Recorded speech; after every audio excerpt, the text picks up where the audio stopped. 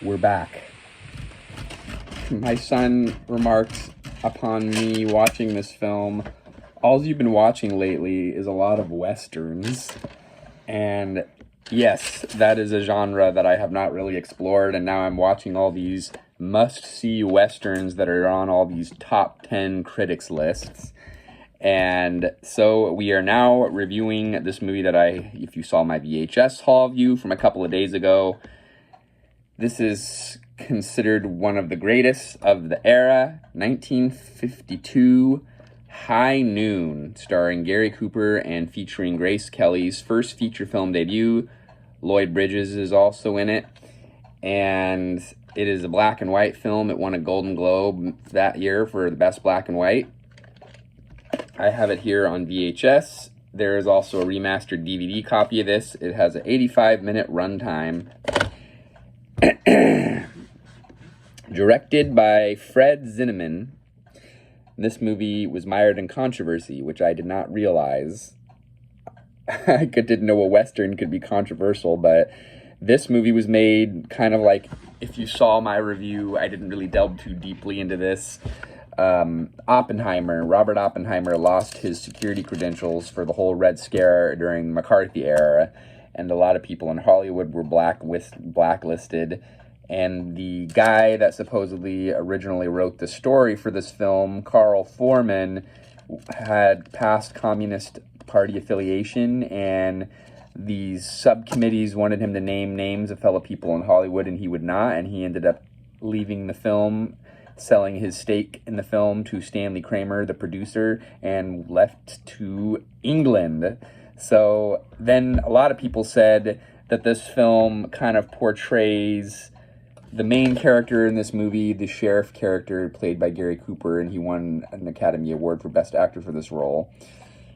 He goes back to this small town. Actually, he doesn't go back to it. He marries Grace Kelly at the very beginning of the movie, which, let's just talk about that for a second. It's disturbing because if he's like almost 30 years older than her. And it just seems odd. Even, I don't know why they do this in movies in this era. I noticed they pair a lot of really older guys with like these young women. She was like 21 and he was like 50.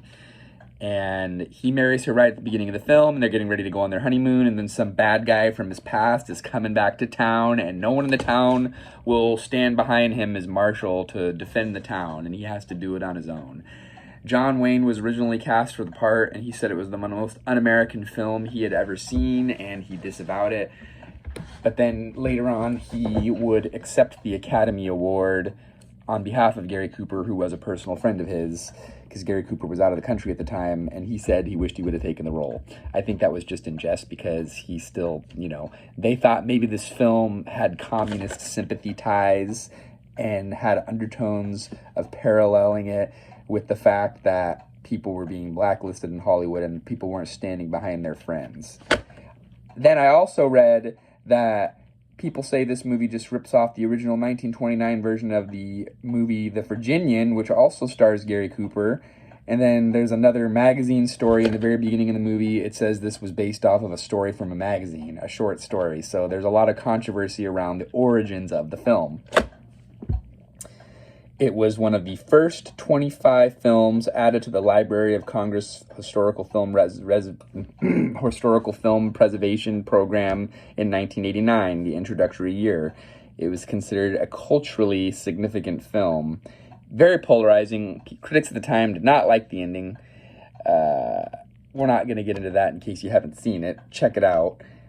It was good, but if I'm comparing it to the movie that I watched yesterday, Shane, in beautiful widescreen and Technicolor, obviously this movie it's a different film, and people were expecting, like I read on the article on Wikipedia, they were expecting this beautiful scenery and all this. It was filmed quite extensively up in my area in Calaveras County and Tuolumne County at Historic Columbia, in Jamestown and Sonora, as well as Burbank Studio backlots, and I could recognize some of the scenes being local scenes, so that was kind of a cool tie-in.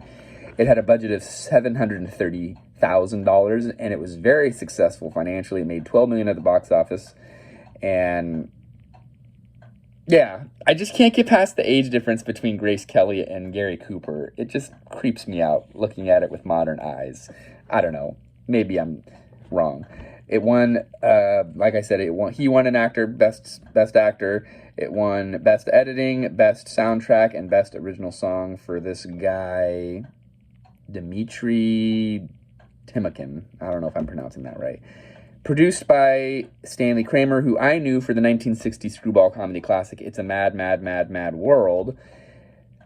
Okay, let's get into brass tacks here. Rotten Tomatoes, 94%. IMDb, 8 out of 10. Google users are 74%.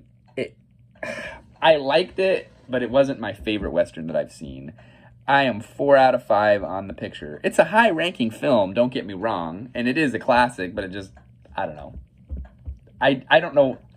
I guess the subject matter is what makes it like a famous movie.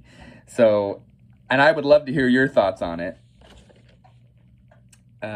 It was very cool the way they did a lot of the scenes. I really liked the Lloyd Bridges character, and I really did like the performance of Gary Cooper, and I liked the ending quite a bit. I like movies with morals, and people wanted more of action and violence, and this one was more dealing with emotions and serious moral conflicts. Maybe it was too philosophical. Maybe that's why I couldn't grasp Barbie. I'm not philosophical enough. I apologize. I am a human. Oh, yes, and despite people saying this movie is sympathizing with communism, the Soviet Union disavowed this film and did not support it, saying it focuses too much on the individual and not enough on the greater good.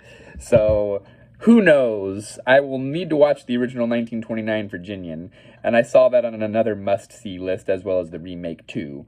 So that's it for today, folks. That's my Sunday review. Another Western in the bag, in the books, and on the record. We will see you then. Until next time.